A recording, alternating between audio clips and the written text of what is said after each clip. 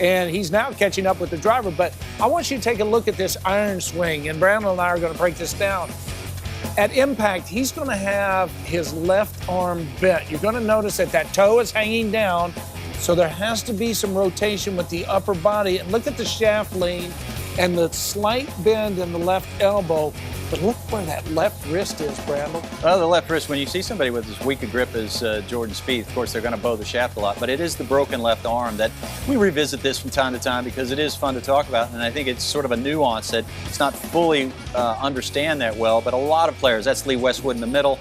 He's known, 20 years, one of the best ball strikers. Of course, that's the great Arnold Palmer over on the right. And I could talk from now until the end of the show about players that have a broken left arm at impact. All the things you're taught in golf. Keep your head still. Well, the best players don't. Keep your left arm straight. The best players don't. And one of the things, I try to tell you how this works. So the reason having a broken left arm helps players hit it straight is, think of it like this. So think of a steering wheel, right? And the steering wheel is the face of a clock. Imagine if you put your hand on the steering wheel at 6 o'clock, right? So that would put your elbow pointed at your hip.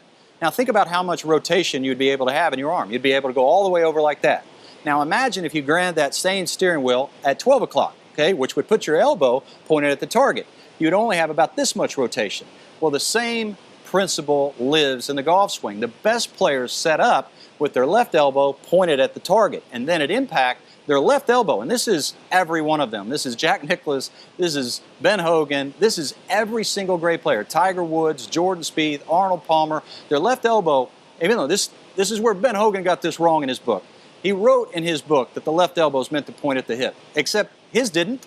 He wrote it, and a lot of people try to do it. But if you do it, you'll have way too much release through the golf ball. The best players point their left elbow at the target. And at impact, it's at the target, which makes their left arm slightly broken, which allows them to have a real stable release through the golf ball. That's why you don't see a lot of release. You're told to release a lot and roll a lot to get rid of your slice. That's not what the best players in the world do at all. They bow the left wrist, they carry that release all the way through and down the line, and it leads to tremendously successful iron shots.